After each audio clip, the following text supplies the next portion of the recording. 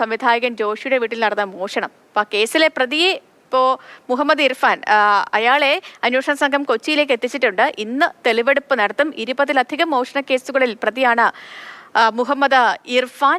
ബീഹാറിലെ ജില്ലാ പഞ്ചായത്ത് പ്രസിഡന്റ് എന്ന വ്യാജ ബോർഡ് പതിച്ച കാറിലാണ് പ്രതി സഞ്ചരിച്ചിരുന്നത് എന്നും പറയപ്പെടുന്നു. പ്രദീപ് ജോസഫ് ഉണ്ട് നമുക്കിപ്പം. പ്രദീപ്, ഇപ്പോൾ പ്രതിയെ കൊച്ചിയിലേക്ക് എത്തിച്ചു. തെളിവെടുപ്പ് എപ്പോഴാകും തുടങ്ങുക? അതുപോലെ തന്നെ ഈ പ്രതിയുടെ ക്രിമിനൽ പശ്ചാത്തലം, അത് നമ്മൾ കാരണം 10-20ഓളം കേസുകളിൽ പ്രതിയാണെന്ന് പറയുന്നു. അപ്പോൾ തീർച്ചയായും ക്രിമിനൽ പശ്ചാത്തലമുള്ള ഒരാളാണ് ഈ പ്രതി. പിന്നെ മാത്രമല്ല, ഈ വീട്ടിലേക്ക് വരണമെങ്കിൽ അയാൾക്ക് ഏതെങ്കിലും തരത്തിൽ പ്രാദേശിക സഹായമൊക്കെ ലഭിച്ചിട്ടുണ്ടോ? അതിലും ഒരു വ്യക്തത വരേണ്ടതല്ലേ? അപ്പോൾ എപ്പോഴാവും തെളിവെടുപ്പൊക്കെ?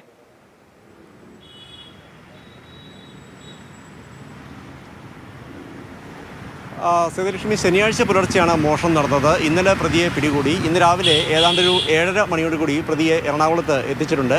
രാവിലെ 10 മണിക്ക് ഇത് സംബന്ധിച്ചുള്ള കൂടുതൽ വിശദാംശങ്ങൾ സിറ്റി പോലീസ് കമ്മീഷണർ വെളിപ്പെടുത്തും. ഒരു ആഡംബര കാറാണ് പ്രതി ഉപയോഗിച്ചിരുന്നത്. ദൃശ്യങ്ങളിൽ വ്യക്തമാണ് എന്ന് കരുതുന്നു. മഹാരാഷ്ട്ര രജിസ്ട്രേഷനിലുള്ള ഒരു ആഡംബര കാറിൽ കറങ്ങി നടന്നായിരുന്നു പ്രതി മുഹമ്മദ് ഇർഫാൻ ഇത്തരം മോഷണ പരമ്പരകൾ തന്നെ നടത്തിയത്. ഒരു പ്രധാനപ്പെട്ട കാര്യം എന്ന് പറയുന്നത്, ഈ മോഷണം കലയാക്കിയ ആളുകൾ എന്നൊക്കെ നമ്മൾ പലപ്പോഴും പറയാറുണ്ട്. ഒരു ഒട്ടനവധി സവിശേഷതകൾ ഉള്ള ആളാണ് ഈ പ്രതിയായ മുഹമ്മദ് ഇർഫാൻ. കാരണം ആഡംബര വീടുകളിലാണ് ഇയാൾ പലയിടത്തും മോഷണം നടത്തുന്നത്. വിവിധ ഇടങ്ങളിലായി ഏതാണ്ട് 12ഓളം സംസ്ഥാനങ്ങളിലായി 20-ലധികം മോഷണ കേസുകളാണ് ഇയാളുടെ പേരിൽ രജിസ്റ്റർ ചെയ്തിട്ടുള്ളത്. ഏറ്റവും ഒടുവിൽ ഹൈദരാബാദിലെ ഏറ്റവും പോഷ് കോളനിയായ ജൂബിലി ഹിൽസിലെ ഒരു വീട്ടിലാണ് മോഷണം നടത്തിയത്. ആ വീട്ടിൽ മോഷണം നടത്തിയതിനെ പിടിക്കപ്പെട്ട് ജാമ്യത്തിലിറങ്ങി 4 മാസത്തിനുള്ളിലാണ് കേരളത്തിലെ ഏറ്റവും പ്രധാനപ്പെട്ട കോളനികളിൽ ഒന്ന് എന്ന് പറയാവുന്ന പനമ്പള്ളി നഗറിലെ ഏറ്റവും കൂടുതൽ ആഡംബര വീടുകളും സുരക്ഷയും ഒക്കെയുള്ള പ്രദേശമാണ്. അവിടെ പനമ്പള്ളി നഗറിലെ ഒരു വീട്ടിൽ നിന്ന്, സംവിധായകൻ ജോഷിയുടെ വീട്ടിൽ നിന്ന് ഏതാണ്ട് 1 കോടിയോളം രൂപ മൂല്യം വരുന്ന സ്വത്തുക്കൾ അപഹരിച്ച് കളഞ്ഞത്.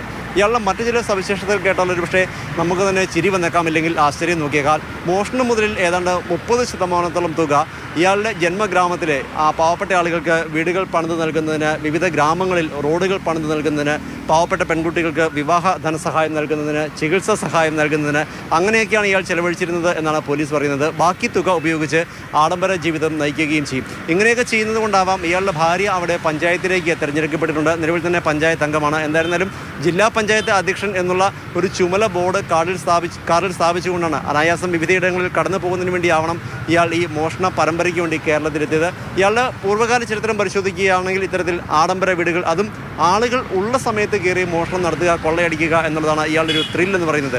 ജോഷിയുടെ വീട്ടിൽ മോഷണം നടത്തിയപ്പോഴും ജോഷി ഉൾപ്പെടെയുള്ള ആളുകൾ അവിടെ ഉണ്ടായിരുന്നു. അതുപോലെ തന്നെ നഗരത്തിലെ ഏറ്റവും പോഷായ പ്രദേശങ്ങളിലെ വീടുകൾ, ഇതൊക്കെയാണ് ഇയാൾ മോഷണ വേദിയായി തിരഞ്ഞെടുക്കുന്നത്. മാത്രമല്ല, പോലീസ് പറയുന്നതനുസരിച്ചാണെങ്കിൽ ഒരു സ്ക്രൂ ഡ്രൈവർ കയ്യിലുണ്ടെങ്കിൽ ഏത് പൂട്ടും തുറക്കാൻ ഇയാൾ അതിവിദഗ്ധനാണ്. മാത്രമല്ല, സ്വർണം ഇരിക്കുന്ന അലമാര കുത്തി തുറക്കാനും അതിവിദഗ്ധനാണ്. ഇതാണ് ഇയാളുടെ ഒരു മോഷണ ശൈലി എന്ന് പറയുന്നത്. എന്തായിരുന്നാലും മുഹമ്മദ് ഇർഫാനെക്കുറിച്ചും ഇയാളുടെ മോഷണ ശൈലിയെക്കുറിച്ചും ഒക്കെയുള്ള കൂടുതൽ വിവരങ്ങൾ അല്പസമയത്തിനകം തന്നെ കമ്മീഷണർ വാർത്താ സമ്മേളനത്തിൽ വെളിപ്പെടുത്തും. മോഷ്ടാവിനെ മോഷണം നടന്ന് 24 മണിക്കൂറിനുള്ളിൽ പിടികൂടാനായി എന്നുള്ളത് കൊച്ചി സിറ്റി പോലീസ് പോലീസിനെ സംബന്ധിച്ച് ഏറെ അഭിമാനകരവുമാണ്. ശരി പ്രദീപ്, എന്താണെങ്കിലും വല്ലാത്തൊരു കള്ളൻ തന്നെയാണ്.